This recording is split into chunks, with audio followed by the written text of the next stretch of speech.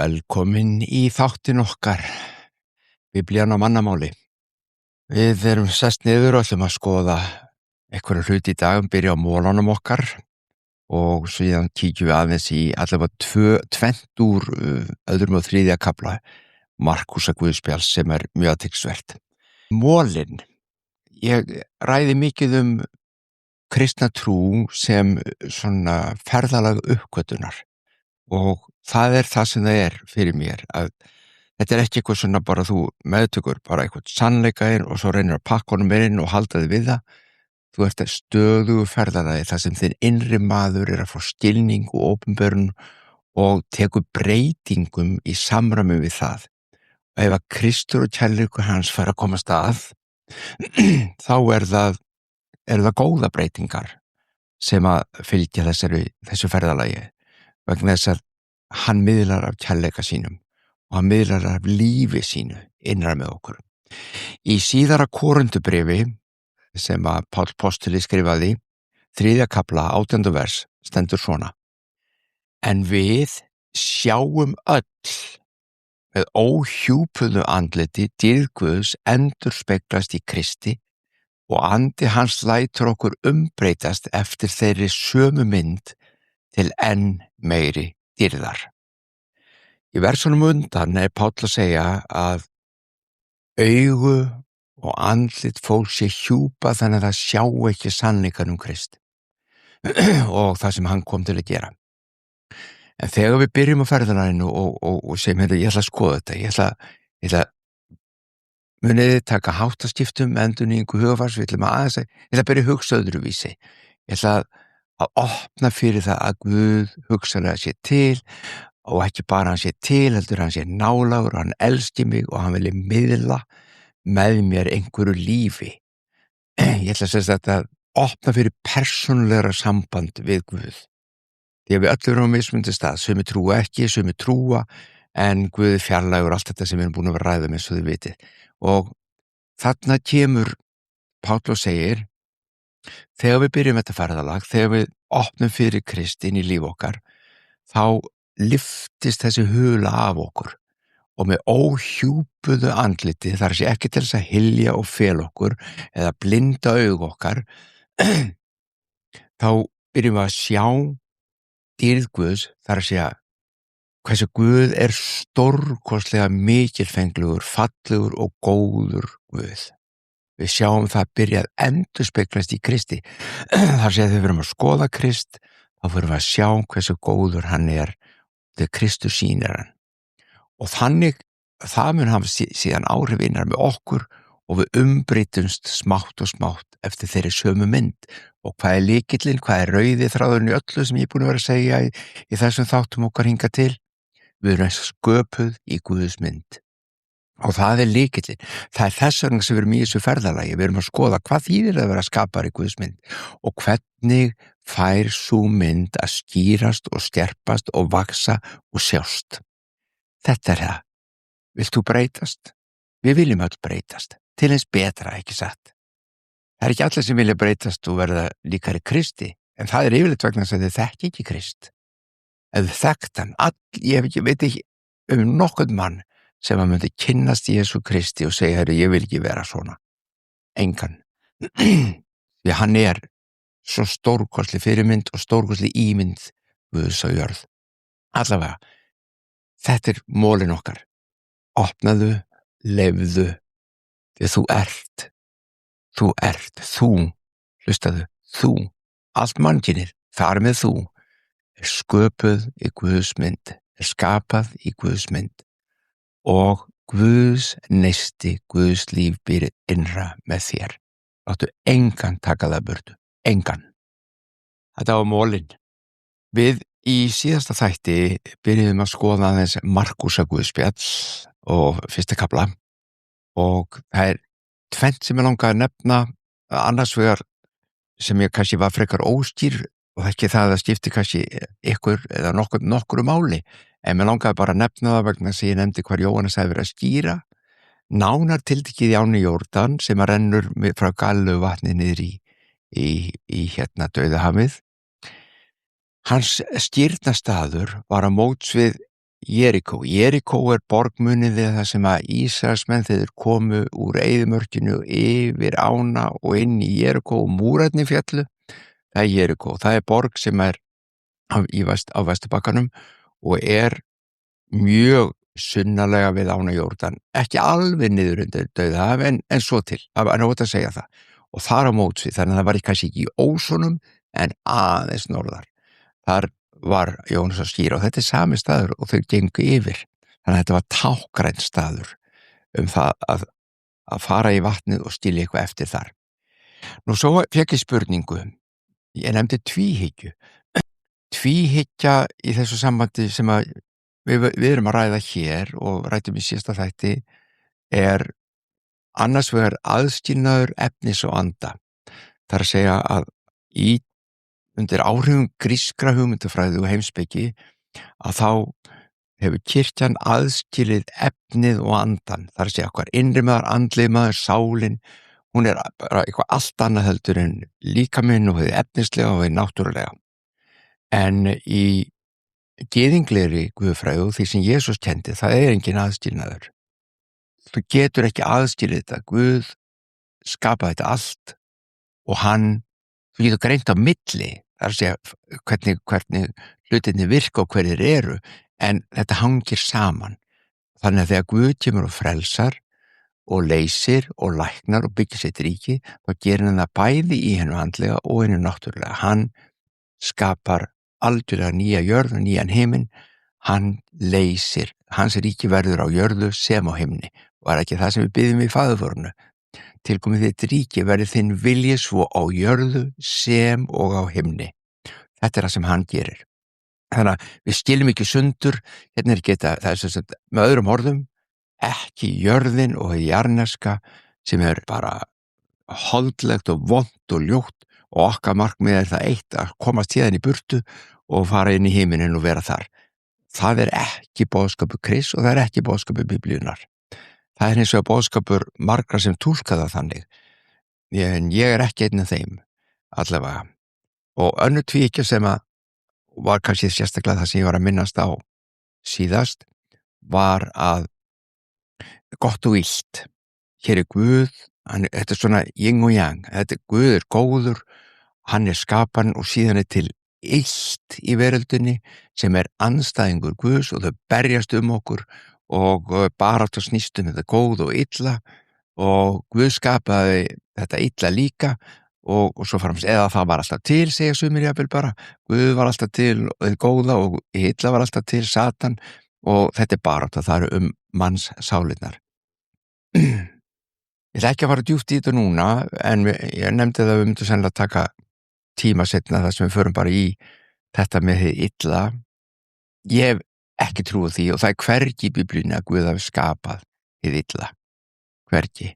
Og alls ekki tvíhyggjan að það hafi alltaf verið til og það sé barátta kosmósins hvor vinnur. Guð á engan slíkan keppinut, engan. Allt sem Guð skapaði var gott og hann skapari alls. Allt sem Guð skapaði gott og hann skapaði allt. Það ekki til neinn andguð, ef svo má segja. Illur, máttugur, það ekki til. Allavega, þetta nógu þetta. Þetta úr frá síðasta þætti. Og nú ætlum við aðeins að fara í kafla 1 og 2. Ég nefndi það sérstaklega við ykkur, við eiginlega var með kaffisopa. Ég nefndi það sérstaklega við ykkur að við erum ekki að fara að lesa öll vers eða alla kafla. Þið getið farið inn á biblian.is og þar hægt að hlusta á Biblíuna algjörlega. Ef þér finnst erfitt að lesa hana, þér langar frekar að hlusta á hana, þá hún þar inn á biblian.is. Öll Biblían, gamla og nýja, og þú getur hlustað á hana frá upphafi til enda eða bara eins og þér líður best með það þarft að gera. Og það fullt efni þar líka Biblíuna. Þannig að okkar tilgangur í þessu hlaðvarpi ekki að gera það eða endurtaka leikið þar. Það að fara í, eins og ég búin að vera að gera, útskýra kannski eitthvað bakgrunn, okkur þetta svona og ekki síst að fara síðan kannski í eitthvað vers, eitthvað hluta sem að við er okkur framandi þegar við kannski bara skiljum ekkert og reyna að setja þá í mannamál, fá samhengið og sjá hvað það verið að kenna okkur. Og í öðrum kafla Markúsar Guðspjalls grípum við niður frá versi 18. Það segir svona: Lærisveinar Jóhannesar og farisear héldu nú föstu, þess að föstuðu reglulega. Jóhannesar skýrara, lærisveinar hans og farisear prestar þjóðarinnar og þeir tilhöru þeim hópi, þeir héldu núna föstu. Og þá komu menn til Jesú og spyrja hann: Hví fasta lærisveinar Jóhannesar og lærisveinar farisea ef þínir lærisveinar fasta ekki? Og Jesús svaraði þeim: Hvort geta brúðkaupsgestir fastað meðan brúðguminn er hjá þeim? Alla þá stund sem brúðguminn er hjá þeim geta þeir ekki fastað. En koma munu þeir dagar ef brúðguminn verður frá þeim tekinn. Þá munu þeir fasta á þeim degi. Þetta virðist vera alveg borðleggjandi, er það ekki? Það er ykkur venja og hefðum það að fasta, það sé að hafna því eða neita sér mat í einhvern ákveðin tíma, og þetta er mjög algengt og við í dag í íslensku samfélagi mörg okkar fasta, sum ykkar fasta reglulega og svo framvegis, 1 dag, 3 daga og svo framvegis. Þannig að þarna var það, við kannski gerum það ekki alltaf trúarlegum ástæðum, en þeir eru að gera það til þess að biðja og leita Guðs. Og Jesús, lærisvein hans, þeir eru ekki að fasta og það er ekki nema að vona að hinni spyrji, byrju, af hverju fasta þeir ekki? Þá kemur Jesús með þetta: Nú er ég til staðar. Hann er brúðguminn og þeir eru brúðkaupsgestirnir og við látum ekki fasta í brúðkaupsveislu.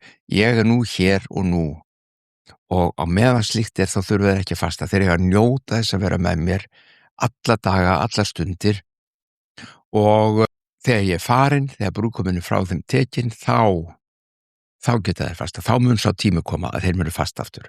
Þetta virðist vera alveg borðleggjandi, er það ekki? Allavega, menn getur verið ósammálusu, farasenni gátu verið ósammálusu, en þetta er það sem hann virðist vera að segja allavega. En það eru versinu eftir sem að margir njótum af því að þau taka þú úr samhengin. Ef þú lest versin sem koma eftir, hann er bara hætti ekki að tala.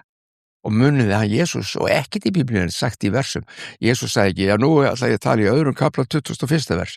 Hann var bara að tala. Þetta var bara skráð niður. Þetta verðum að hafa í huga. Þannig að versin sem koma eftir, að það sem hann segir á eftir þessu, er oft tekið úr samhengi og menn er að reyna átt að segja hvað það þýðir og svo framvegis. Eitt og sér þýðir að eitthvað ákveðið, en í samhengi við þetta þá getum við séð hver myndin er. Og hann segir nefnilega áfram: Þeim eru fast á þeim degi. Þannig endar þetta sem ég var að lesa, og svo segir hann: Enginn saumar bót af óþæfðum dúk á gamalt fat, því þá rífur nýja bótin af hennu gamla og verður af verri rifa. Og enginn lætur nýtt vín á gamla belgi, því þá sprengir vínið belgina og vínið ónýtist og belgirnir. Nýtt vín er látið á nýja belgi. Ég veit fólk sem hefur lesið þetta og spyr: Hvað óskopan menn að tala þetta? En skoða þetta núna í samhengi, og skoðum þetta í samhengi það sem hann var rétt að segja á þann. Hann er að brjóta upp þessa hefð að fasta á okkur tíma alltaf. Hans lærisveinir gerðu það ekki. Og svo fyrir hann allt í hann að tala bara um fatasaum og þú tekur dúk, og ef þú ert ekki búið þvon, þetta er algjörlega rétt. Þú veist hvernig þetta er, segjum við með gallabuxur og það kemur gata ára og þú ætlar að setja bótaður og þú setur nýtt efni sem er óþvegið, það er þvegna gallabuxur rifnar, svo setur óþvegið efni bótina yfir, saumar það í, og svo næstu þú þværð, þá hleypur óþæfða efnið, búturinn, og hann minkar og rífur í saumana og það verður stærra gat eftir. Þetta er það sem Jesús segir. Þetta vita þeir sem kunna sauma og skilja eðli þessara efna eða dúka eða gallaefna eða hvað sem við köllum. En af hverju er hann að segja þetta? Af hverju? Og af hverju bætir hann við?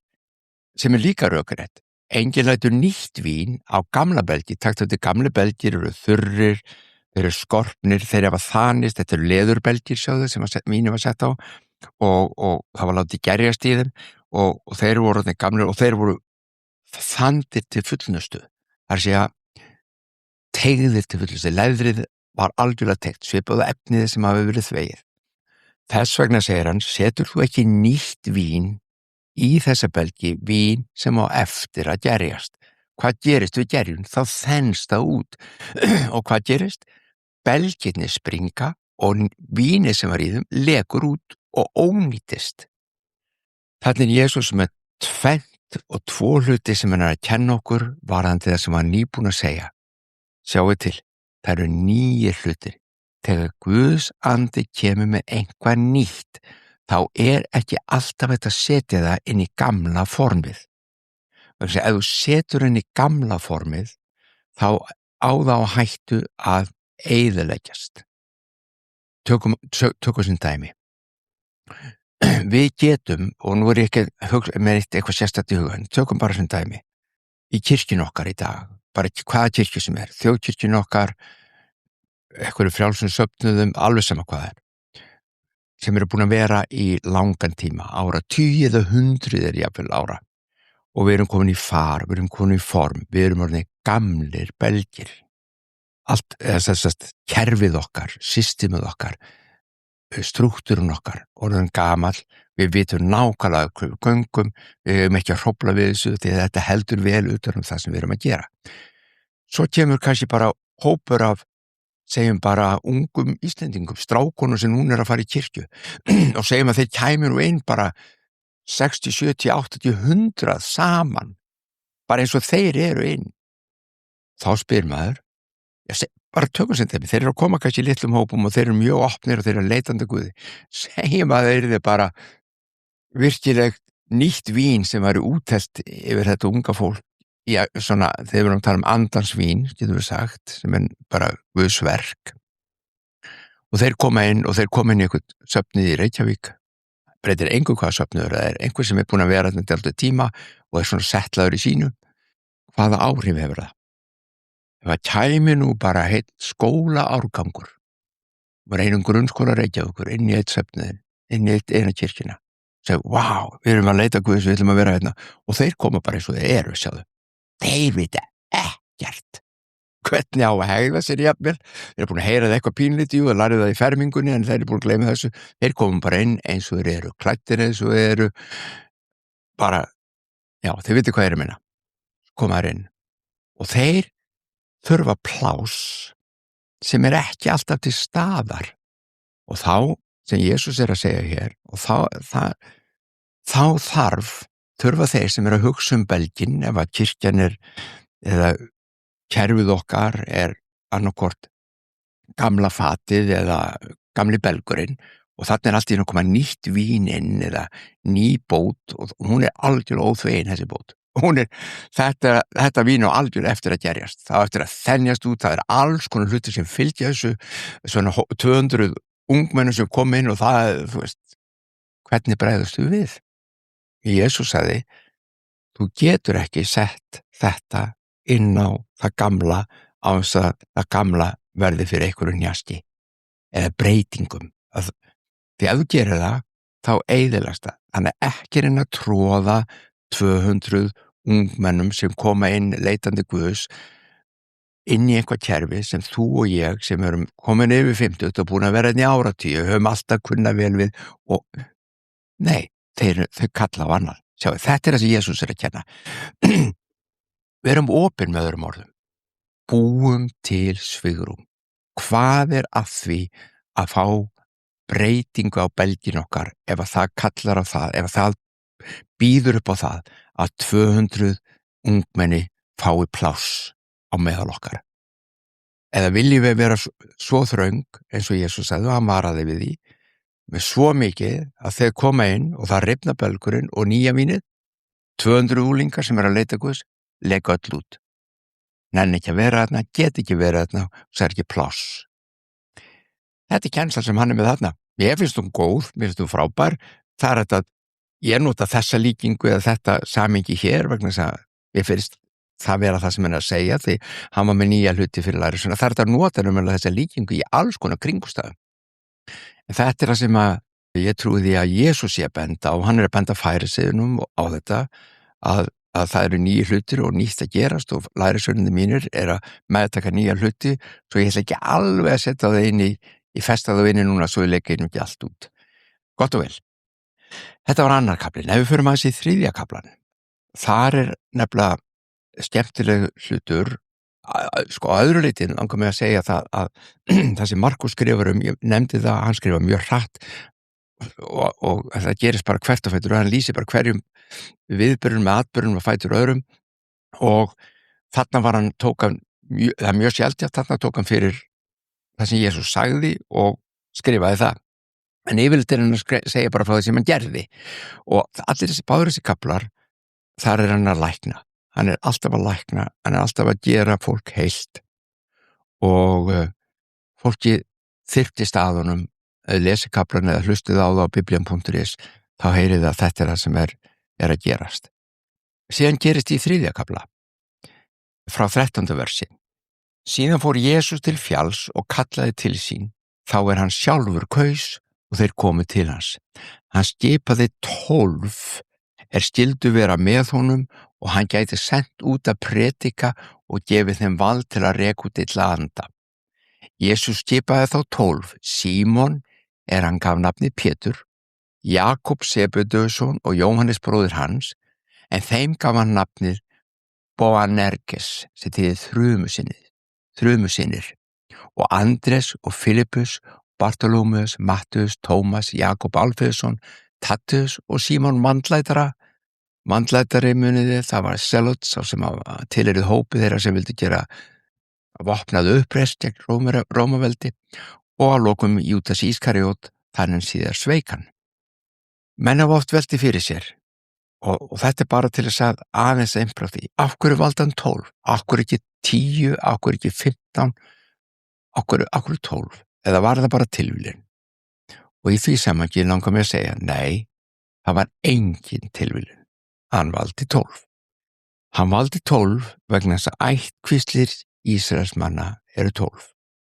Ef þú lest Gamla testamentið og allt sem að það fór í gegna, þá voru það 12 ættkvíslir Ísraelsmanna sem að fóru inn í fyrir þetta landið.